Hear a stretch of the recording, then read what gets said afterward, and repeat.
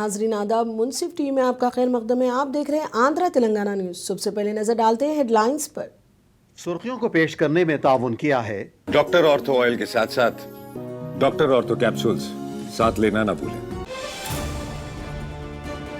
बल्दी इंतखाबात जल्द से जल्द कराने का फैसला। चीफ मिनिस्टर की सदारत में काबीना के इजलास में लिए गए कई अहम फैसले।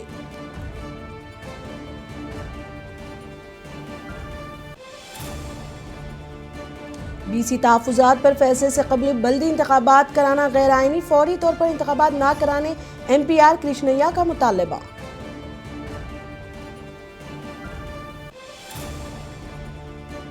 Chief minister Revanth Reddy Davos के लिए हुए रवाना। मारूफ कंपनियों के CEOs और बैनुल अक़वामी सरमायाकारों से करेंगे मुलाकात।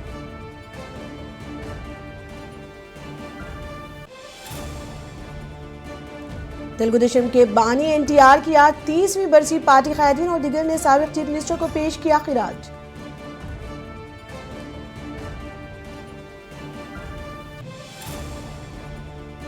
YSRCP MP मिथुन रेड्डी को ED का नोटिस। शराब घोटाला में पूछताछ के लिए 23 जनवरी को पेश होने की हिदायत।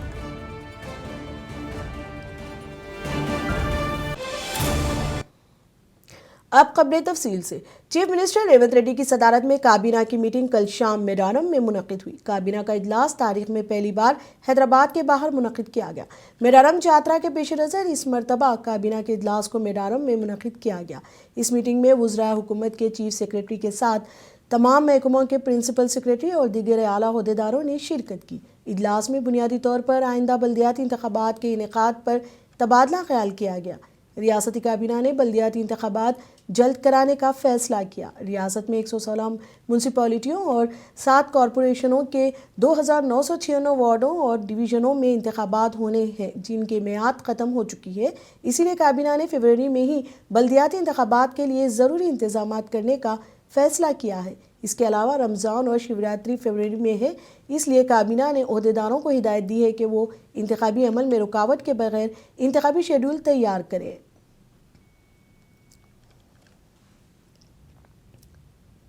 इस दौरान चीफ मिनिस्टर रेवंत रेड्डी ने रियासती वजीर पोंगुलेटी श्रीनिवास रेड्डी की सताइश की।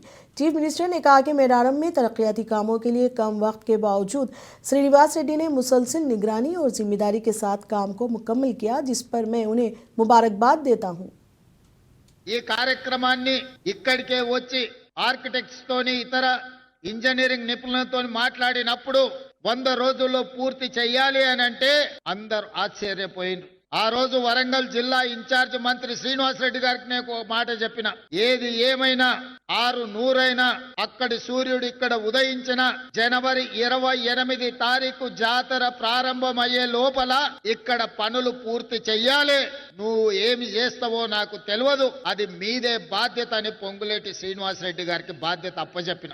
ఇక ఆ రోజు నుంచి వారు వెనుదిరిగి చూడలే। ఎంతో మందికి నిష్ఠూర్కమైనా కూడా ఈయనే కూర్చొని ప్రతి సందర్భంలో ఈ పనులను పర్యవేక్షించుకుంటూ ముందుకు తీసుకెళ్లారు। चीफ मिनिस्टर रेवंत रेड्डी की क़यादत में एक सरकारी वफ्द आलमी इक़्तिसादी फोरम के सालाना इजलासों में शिरकत के लिए आज स्विट्ज़रलैंड के लिए रवाना हुई। चीफ मिनिस्टर जो मेडारम में तज़ाइन और आराइश शुदा कामों का इफ्तिताह करने के बाद सुबह 8 बजे हेलीकॉप्टर के जरिए हैदराबाद वापस आए। सुबह 9:30 बजे शमशाबाद एयरपोर्ट से डावोस के लिए रवाना हुए। उनके साथ चीफ मिनिस्टर ऑफिस और महकमा सनत के अफसरान भी मौजूद हैं। रेवंत रेड्डी 20 जनवरी से डावोस में 4 रोज़ा सरबराही इजलास में शिरकत करेंगे, जहां वो मारूफ कंपनियों के CEOs, बैनुल अक़वामी सरमायाकारों और मुख्तलिफ शोबों के नुमाइंदों से मुलाकात करेंगे। डावोस में तेलंगाना पवेलियन में रेवंत इनफरादी तौर पर बड़े आलमी कॉरपोरेशनों के सरबराहों से मुलाकात करेंगे।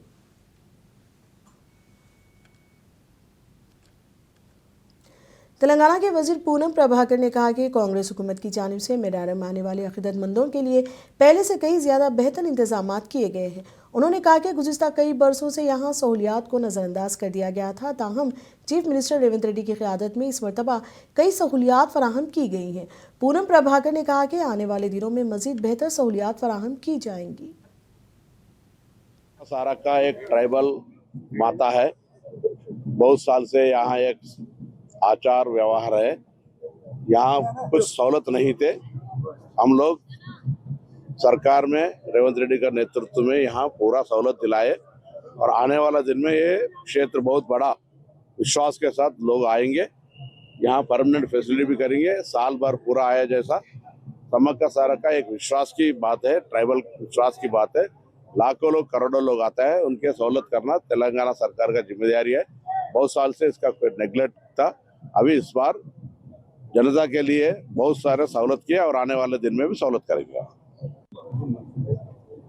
समक्का सारक्का एक ट्राइबल माता है, बहुत साल से यहाँ एक आचार व्यवहार है। यहाँ कुछ सहूलत नहीं थे, हम लोग सरकार में रेवंत रेड्डी का नेतृत्व में यहाँ तेलंगाना में जल्द ही म्यूनसिपल इंतखाबात होने वाले हैं, जिसके लिए हुकूमत ने तमाम तैयारियां कर ली हैं। इस दौरान एमपीआर कृष्णैया ने कहा कि रियासत में बीसीस के लिए 42% तहफ़्फ़ुज़ात का केस ज़ेर इल्तिवा है, ऐसे में यहाँ इंतखाबात कराना गैर आइनी है। उन्होंने कहा कि तहफ़्फ़ुज़ात से मुतालिक केस मुकम्मल होने तक इंतखाबात नहीं होना चाहिए। One side, the court is pending at High Court regarding the 42% reservation. In spite of that, they've got permission for in Gram Panchayat because there is a central government funds, grants, 3,000 crores. If elections are not conducted, 3,000 crores grant will be lapsed. So that everybody accepted smoothly. Local body Grama Panchayat elections were conducted. Now, municipal elections and APTC, JPC elections, the government is preparing, announcing also. This is quite against to the legal procedure. One side, the case is pending at High Court. Without permission of the High Court, without procedure of legal procedure, how the government will go to the election? The government has to fight in the court. They have to conduct the go through the case. The case is very powerful. There is several strong base for the case. On one side, the constitution has given permission to the state government to provide reservation to the local bodies in BCs. That is the constitutional status. Another side, the state assembly has passed a resolution, passed a bill in assembly providing 42%. Another side, as per the Supreme Court direction, state government has conducted caste census so that there is no legal hurdles, there is no constitutional hurdles. Andhra Pradesh Congress committee के नायब सदर कोंडा शिवाजी ने अमरावती दारुल हुकूमत के मसले पर YSRCP पर दोहरा रवैया अपनाने का इल्ज़ाम आयद किया। कोंडा शिवाजी ने कहा कि जगन मोहन रेड्डी और वाईएसआर कांग्रेस पार्टी इस मामले में दोहरा रुख इख्तियार किए हुए हैं। कांग्रेस लीडर ने वाईएसआर कांग्रेस पार्टी को इस तरह का रवैया तर्क कर देने का मशवरा दिया। 2019లో అధికారంలోకి వచ్చే ముందు జగన్మోహన్ రెడ్డి అమరావతి రాజధాని, నేను అమరావతిలోనే తాడేపల్లిలోని స్వగృహం కట్టుకున్నానని చెప్పి భరోసా ఇచ్చి అధికారం వచ్చిన తర్వాత 3 రాజధానులని చెప్పి అమరావతిని పొణుకోబెట్టి నానా యాగి చేసి విధ్వంసం చేసిన వైనం అందరికీ తెలుసు. మరలా కూటమి నేతృత్వంలో చంద్రబాబు అధికారంలోకి వచ్చి అమరావతి రాజధాని అని చెప్పి ప్రజల ఆమోదం, రాజకీయ పక్షాల ఆమోదం పొంది ఈ చేస్తూ ఉంటే దాన్ని శాశ్వత రాజధానిగా చేసే ప్రక్రియ పార్లమెంటు బడ్జెట్ సమావేశాల్లో ముందుకెళ్ళి ఒక బిల్లు పెట్టేదానికోసం ప్రయత్నాలు చేస్తూ ఉంటే మరలా జగన్మోహన్ రెడ్డి గారు అమరావతి మీద విషం, పాయిజన్ చల్లడానికి ప్రయత్నం చేస్తూ ఉన్నాడు. ఇది నదీ గర్భంలో కడతా ఉన్నారో, రివర్ బేసిన్లో కడతా ఉన్నారో, రివర్ బెడ్లో కడతా ఉన్నారో, ఇది చెల్లదు అని చెప్పి మాట్లాడుతూ ఉంటే అందరూ విస్తుపోతూ ఉన్నారు. అరే, కృష్ణా గుంటూరు జిల్లాలో వాళ్ళ పార్టీకి సంబంధించిన దాదాపు అగ్రనాయకులు అందరూ ఉన్నారు. ఈ 2 జిల్లాల్లో కలిపి 30-35 శాసనసభ స్థానాలు, ఒక 5-6 లోక్సభ స్థానాలుంటే ఇక్కడ ప్రజల మనోభావాలని గుర్తించకుండా, గౌరవించకుండా, వాళ్ళ పార్టీ నాయకుల మనోభావాలు గుర్తించకుండా, గౌరవించకుండా ఏకపక్షంగా అమరావతిని అడ్డుకోవటాన్ని ఆ పార్టీ నాయకులు కూడా జీర్ణించుకోలేకపోతా ఉన్నారు. మేమేమంటామంటే, అయ్యా జగన్మోహన్ రెడ్డి గారు, మీరు చేసిన నష్టం చాలు. మీరు ఒక విధంగా మాట్లాడారు, మీ పార్టీ ప్రధాన కార్యదర్శి నంబర్ 2 ఉన్న సజ్జల రామకృష్ణారెడ్డి గారు లేదు మేము అమరావతికి అనుకూలం అని చెప్పి మాట్లాడుతూ ఉన్నారు. అది కాదు, మీరు దీని మీద మీ పార్టీ విస్తృత సమావేశం ఒకటి ఏర్పాటు చేసుకొని, అది పొలిట్ బ్యూరో సమావేశం ఏర్పాటు చేసుకుంటారో, కేంద్ర కమిటీ సమావేశం ఏర్పాటు చేసుకుంటారో, మహాసభ పెట్టుకుంటారో, ప్లేనరీ పెట్టుకుంటారో, కానీ అమరావతి మీద ఒక క్లారిటీ ఉండే విధంగా ఈ ప్రాంత అభివృద్ధి ఎడల, ఈ ప్రాంతం ఎడల మేము విషయం కక్కట్లేదు. ఈ ప్రాంతం అభివృద్ధి మా ఎజెండా. రేపు బడ్జెట్ సమావేశాల్లో, అంటే ఈ నెల 28 ఫిబ్రవరి 1 తారీఖు నాడు వచ్చే బడ్జెట్ సమావేశంలో ఇది ఒక బిల్లు వస్తూ ఉంది. ఈ బిల్లు మీద మీ వైఖరి చెప్పాల్సిన అవసరం ఉంది. అన్ని రాజకీయ పార్టీలు కూడా అమరావతి రాజధానిగా ఉండాలి, శాశ్వత రాజధానిగా ఉండాలి, దానికి చట్టం రూపొందాలని చెప్తుంటే వైకాపా ईडी ने आंध्र प्रदेश शराब घोटाले के मामले की तहकीकात में तेजी पैदा कर दी है। इस सिलसिले में ईडी, जिसने पहले ही वाईएसआरसीपी के साबिक राज्यसभा रुकन विजय साई रेड्डी को नोटिस जारी किया था, अब पार्टी के रुकने पार्लियामेंट मिथुन रेड्डी को भी नोटिस जारी किया है। नोटिस में कहा गया है कि वो इस माह की 23 तारीख को पूछताछ के लिए पेश हो। मिथुन रेड्डी को एसआईटी ने गिरफ्तार किया था और कुछ वक्त के लिए राजमंड्री सेंट्रल जेल में रिमाइंडर पर रखा गया था। बादअज़ा अदालत की जानिब से जमानत मंजूर होने के बाद उन्हें रिहा कर दिया गया। ईडी ने वाईएसआरसीपी के साबिक राज्यसभा रुकन विजय साई रेड्डी को 22 तारीख को पूछताछ के लिए हाजिर होने को कहा है, जबकि दूसरे दिन मिथुन रेड्डी को पेश होने का हुक्म दिया।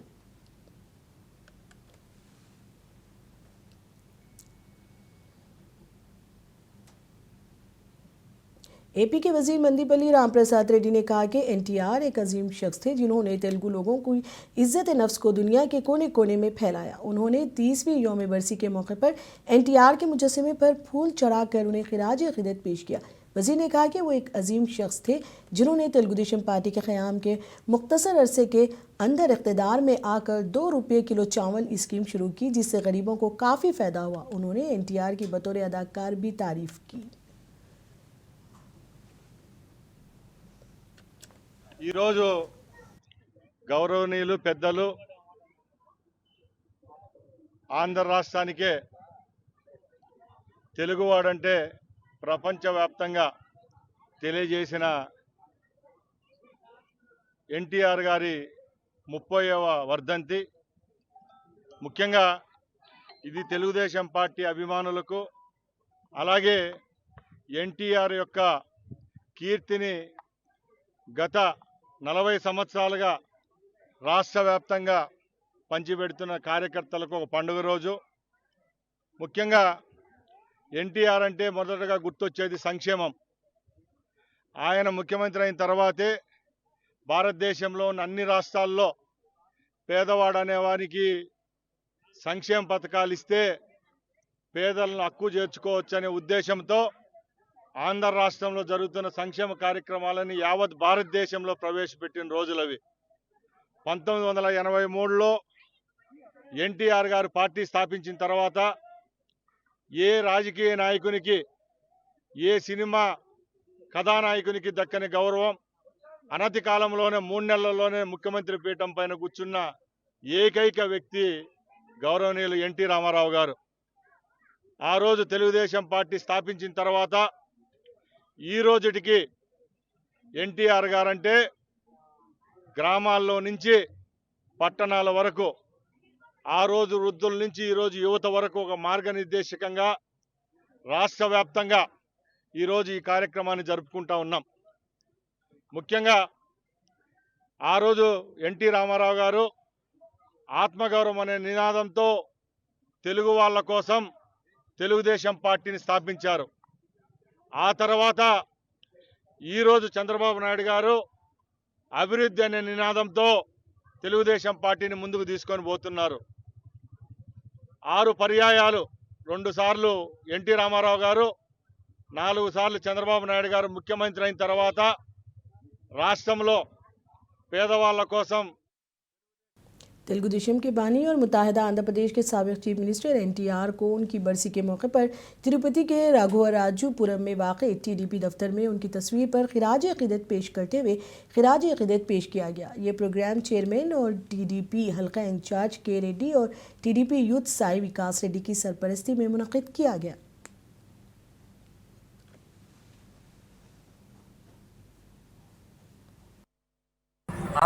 ఆంధ్రుల ఆరాధ్యం నందమూరి తారక రామారావు గారు ఒకే నినాదం, తెలుగువారు విదేశాలలో తెలుగుతనాన్ని, తెలుగువారి పౌరుషాన్ని చూపించేటువంటి ఏకైక వ్యక్తి నందమూరి తారక రామారావు గారు.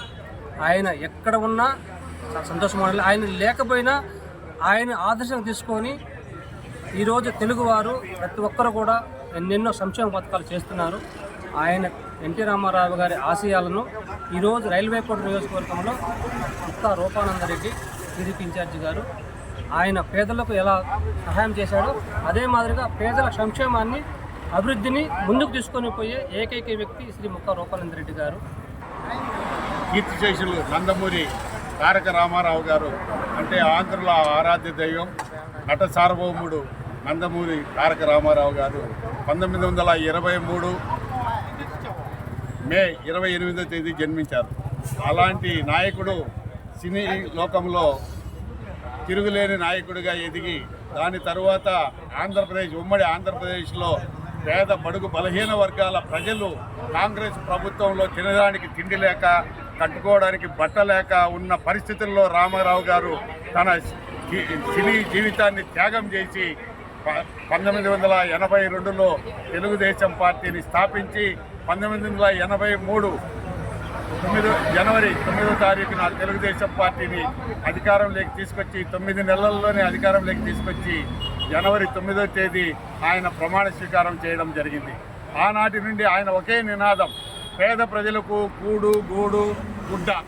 అంటే అప్పట్లో కిలో 2 రూపాయలు బియ్యము, అలాగే జనతా వస్త్రాలు, ప్రతి ఒక్కరికి పక్కా గృహాలు నిర్మించి ఇవ్వాలనే ధ్యేయంతో రామారావు గారు తెలుగుదేశం పార్టీని స్థాపించి 9 నెలల్లో అధికారం వచ్చి అదే సంక్షేమ ఫలాలు పేదలకు ఎలా साबिक डिप्टी मेयर और 28वीं डिवीजन तेलुगु देशम पार्टी के नौजवान लीडर अब्दुल्ला ने दोनों तेलुगु रियासतों के इज्तिमा के काम के इंतजामात का मुआयना किया। इस मौके पर खिताब करते हुए उन्होंने सभी पर जोर दिया कि वो सियासत को एक तरफ रखकर कड़पा में 3 दिन तक मुनक़िद होने वाले इज्तिमा को कामयाब बनाएं। उन्होंने कहा कि इस माह की 23, 24 और 25 तारीख को मुनक़िद होने वाले 2 तेलुगु रियासतों के इज्तिमा के काम के तमाम इंतजामात ठीक चल रहे हैं। उन्होंने कहा कि दोनों तेलुगु रियासतों का इज्तिमा न सिर्फ कड़पा से मुताल्लिक़ है बल्कि आंध्र प्रदेश और तेलंगाना रियासतों से बहुत से मजहबी क़ायदीन और मुस्लिम अक़लियतें बड़ी तादाद में शिरकत कर रही हैं। उन्होंने मज़ीद कहा कि इस इज्तिमा से मुताल्लिक़ काम गुज़िश्ता 3 माह से बग़ैर किसी ताख़ीर के तेज़ रफ्तारी से जारी है। इस महीना 20 पर 3, 20 पर 4, 20 पर 5 शहर कड़पा में इज्तिमा है। तेलंगाना और आंध्रा से 5 से 10 लाख पब्लिक इधर आते हैं। मैं कड़पा के मुसलमानों से अपील करता हूँ, 40 साल के बाद ये इज्तिमा है। शहर कड़पा के मुसलमानों से मैं चाहता हूँ कि ये 3 दिन जो इज्तिमा का है, दुकान बंद करके ये इज्तिमा में सब शिरकत फरमाएं। कड़पा शहर के अंदर कोपरती के अंदर आज दीनी इज्तिमा 40 साल के बाद फिर इंशाअल्लाह 20 पर 3, 20 पर 4, 25 तारीख को यह महीना होने वाला है। और तेलंगाना और आंध्र प्रदेश के अवाम से मैं दरख्वास्त करता हूं कि इस दीनी इज्तिमा में आप शामिल होकर आप खिदमत के साथ खिदमत करते हुए नेकी करें। और ये 3 दिन के अंदर यहाँ पर इज्तिमा में कम से कम हर रोज 5 लाख से 6 लाख आदमी शामिल होंगे। इसी तरह 3 दिन वो हिसाब डाले थे 18 से 20 लाख आदमी इस इज्तिमा में शरीक फरमा रहे हैं। अब कड़पा तमाम के आवाम से मैं दरख्वास्त करता हूँ कि 23, 24, 25 तारीख को अपनी दुकान बंद करके दीनी खिदमत के लिए इस इज्तिमा में शामिल होकर खिदमत करते हुए सवाब-ए-जारी हासिल करें। इस महीना केवीपल्ली मंडल के बंदापाडी पुल के करीब शराब पीने से 2 लोगों की मौत हो गई। पुलिस ने बताया कि हफ्ते की रात इन नौजवानों ने 19 बोतल शराब पी, जिसके बाइस ये वाक़या पेश आया। पुलिस के मुताबिक मनी कुमार को तबीयत ख़राब होने पर दवाखाना मुंतकिल किया जा रहा था, ताहम वो रास्ते में ही फौत हो गया, जबकि एक शख्स की मौत सरकारी अस्पताल में हुई। इस दौरान केवीपल्ली के SIB वेंकट शिव कुमार वाक़े की तहक़ीक़ात कर रहे हैं।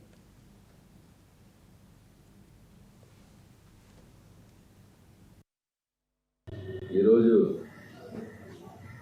కేవిపల్లి పోలీస్ స్టేషన్ పరిధిలో బండవడ్డేపల్లి గ్రామానికి చెందిన ఆవులకుంట నరసింహుడు అనే వ్యక్తి స్టేషన్కి రాబడి తన కుమారుడు మణి అని చెప్పి వయసు 30 సంవత్సరాలు, అతను సాఫ్ట్వేర్ ఇంజనీర్గా బెంగళూరులో పనిచేస్తాడు. పండక్కి అతను తర్వాత అతని స్నేహితుడు పుష్పరాజన్, వీళ్ళిద్దరు కూడా సాఫ్ట్వేర్ ఇంజనీరే. ఇద్దరు కూడా బెంగళూరులో పనిచేస్తాడు. ఇద్దరు కూడా వడ్డేపల్లి గ్రామస్తులే. నిన్న గ్రామానికి రావడము, గ్రామంలో వాళ్ళ యొక్క స్నేహితులైన అదే గ్రామానికి చెందిన స్నేహితులు మరియు వరుసకు బంధువులైన శ్రావణు, తర్వాత వేణుగోపాలు, అభిషేకు, శివమణి అని చెప్పి మొత్తం ఈ 6 మంది ఫ్రెండ్స్ నిన్న మధ్యాహ్నం 3:30 నుండి వాళ్ళు పండగ సందర్భంగా మద్యం సేవించి ఆ క్రమంలో వాళ్ళు దగ్గర 19 టిన్బీలను, బడ్వైజర్ టిన్బీలను సేవించడం జరిగింది. వీళ్ళు సాయంత్రం 7:30 వరకు ఈ మద్యం సేవించే కార్యక్రమంలో ఉన్నారు. తర్వాత వాళ్ళు అక్కడి నుంచి వచ్చే క్రమంలో ఈ మణి అనే వ్యక్తి ఆ గుట్ట దిగే క్రమంలో కొద్దిగా కీలు కింద పడ్డాడు. మళ్ళీ వాళ్ళ స్నేహితులు అతని పరిస్థితి బాగాలేకపోతే ఇమ్మీడియట్గా తీసుకొని పోయి కేవిపల్లి మండలం గర్నిమిట్ట దగ్గర గల గ్రామం దగ్గర గల ఒక ప్రైవేట్ డాక్టర్ దగ్గర చూపించడం జరిగింది. ఆయన ఇతని పల్స్ తక్కువ ఉంది, మీరు ఇమ్మీడియట్గా. नेल्लूर जिले के सीतारामपुरम मंडल में कौमी शौरा 167 के करीब एक कार उलट गई, जिससे 4 अफराद जख्मी हो गए। हादसा उस वक्त पेश आया जब तकरीब में शिरकत के बाद ये लोग वापस उदयगिरी आ रहे थे। रास्ते में 3 ख्वातीन को भी बस में सवार कर लिया गया। जब गाड़ी गांव के करीब पहुंची तो उसने कंट्रोल खो दिया और उलट गई, जिसके 4 अफराद शदीद जख्मी हो गए। जख्मियों को इलाज के लिए उदयगिरी के सरकारी अस्पताल ले जाया गया।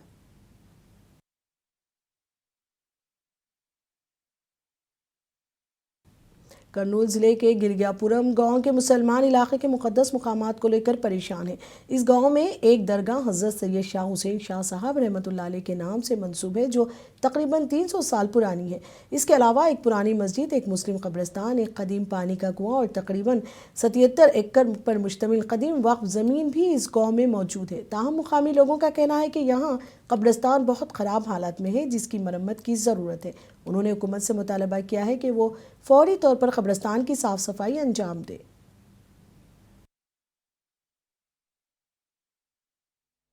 हमें ऐसा कंपाउंड के वास्ते कि कंपाउंड के वास्ते हमारे खबरस्तान के कंपाउंड के वास्ते बहुत फिरे, अभी तक तो हमारे क्या भी आया नहीं है। एक बार मिनिस्टर के पास भी जा वहीं गए तो हमारे को पैसे ही बोलो सुनेगा नहीं, हमारे पैसे तो कुछ भी नहीं है हमारे हाथ को, अभी तक क्या भी नहीं है। हमारा काम तो हो सच है, हमें बहुत तकलीफ पड़ रही। हमारे कौन तो खबरस्तान को आए तो हमारे दूसरे हिंदुओं जो लोग आए तो हमारे खबरस्तान को देख के उन्होंने खबरस्तान बोल के गाली दे रहे, डर बातें कर रहे हैं हमारे, हमें ऐसी गुजार रहे हैं ऐसी हमें गाँव में। हमारी ज़रा कंपाउंड बनाने के वास्ते कोशिश करने के वास्ते ये करो है। मेरे 60-50 साल उम्र, 50 साल से देखता हूँ, 10 साल का बच्चा रहे सो से देखता हूँ। ये कब्रिस्तान ऐसी रहती है, कोई मरा तो इंसान को मट्टी देने की भी ताकत नहीं है, आशा आ नहीं सक रहा है। वैसे टाइम में क्या भी कुछ क्या कर देना, कब्रिस्तान को कंपाउंड बनाते झाड़ी पाड़ी काट लेने का जिम्मेदार हमें लेते। हमारे क्या कंपाउंड की ज़रूरत है, बुरे जानवर लौट रही, आदमी हक के जा रही, हमारे को वो तकलीफ बहुत है। कहीं आया तो कभी फातिहा को कभी कब्रिस्तान के पास फिरने को चांस नहीं सरका हो गया हमारे को। ये कब्रिस्तान का कंपाउंड बनने की कोशिश करें तो हमें दूसरा इंतज़ाम। रियासती हुकूमत के मुशीर मोहम्मद अली शब्बी ने कहा है कि ख्वातीन की माशी खुद मुख्तारी ही समाजी तरक्की की असल बुनियाद है और इस सिमत में इंदिरा क्रांति तंजीमों की खिदमात नाकाबिल फरामोश है। कामारेड्डी में मुनक़िदा IKP डायरी और कैलेंडर की रस्म इजरा में शब्बीर अली बहैसियत मेहमान खुसूसी शरीक हुए। इस मौके पर खिताब करते हुए मोहम्मद अली शब्बी ने कहा कि माजी में ख्वातीन घरों की हेल्प करने से भी डरती हैं, लेकिन इंदिरा गांधी की तहरीक और IKP के ज़रिए आज ख्वातीन खुद रोज़गार के मैदान में आगे बढ़ते हुए लाखों रुपए आमदनी हासिल कर रही हैं।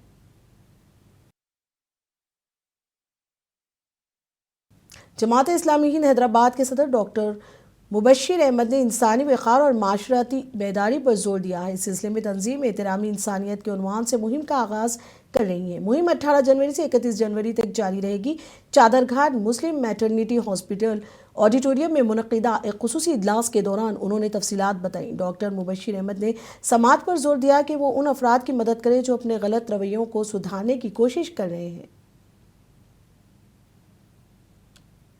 गुज़िश्ता 1.5-2 माह में शहर हैदराबाद में कत्ल के मुख्तलिफ वारदात हमारे सामने आए हैं और फिर इन कत्ल होने वालों में और कत्ल करने वालों में दोनों में मुसलमान के नाम हमारे सामने आए हैं और हमने देखा कि इन कत्ल के वारदात के पीछे मुख्तलिफ वजूहात रही है। कभी नशा इस की वजह बनी, कभी नाजायज़ ताल्लुकात, कभी बच्चियों का छेड़छाड़, कभी सूद की लानत में मुब्तला और फिर कभी दूसरी गैर अखलाकी हरकतें। इस तरह मुख्तलिफ़ वजूहात की बुनियाद पर कत्ल के वारदात हुए हैं। तो इन वाक़यात को रोकने के लिए हम सब की एक समाजी ज़िम्मेदारी समझते हुए जमात इस्लामी हिंद ने 18 जनवरी तो 31 जनवरी 2026 एक मुहिम एहतराम इंसानियत के नाम से लॉन्च किया है।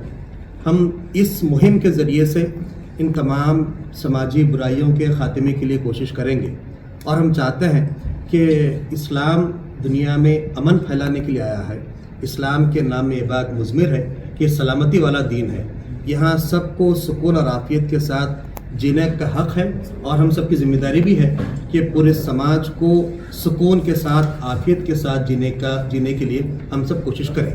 लिहाजा जमात इस्लामी हिंद की इस मुहिम में जमात के शहर हैदराबाद में मौजूद 38 units, PSF, der, GIO, SIO गोया के पूरा कैडर इस मुहिम में शामिल है और फिर मुख्तलिफ़ एक्टिविटीज़ इस मुहिम के ज़रिए से की जाने वाली है।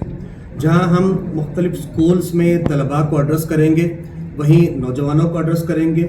स्लम एरियाज़ में लेक्चर्स, वीडियोस और फिर ऑडियो वीडियो मुख्तलिफ़ मवाद के ज़रिए से इसका अवेयरनेस पैदा किया जाएगा और फिर इस समाजी बुराइयों के ख़ात्मे के लिए मुसलसल कोशिश की जाएगी। इसमें हम जहां जमात का कैडर मुख्तलिफ़ एक्टिविटीज़ में इन्वॉल्व रहेगा, वहीं हम मुख्तलिफ़ NGOs, मजहबी ज़िम्मेदारान, खतीब हजरात, सियासी लीडरान और दीगर मुख्तलिफ़ जहदकारों से अपील करते हैं कि आइए, ये काम सिर्फ जमात इस्लामी हिंद का या फिर किसी एक तंजीम का नहीं है, बल्कि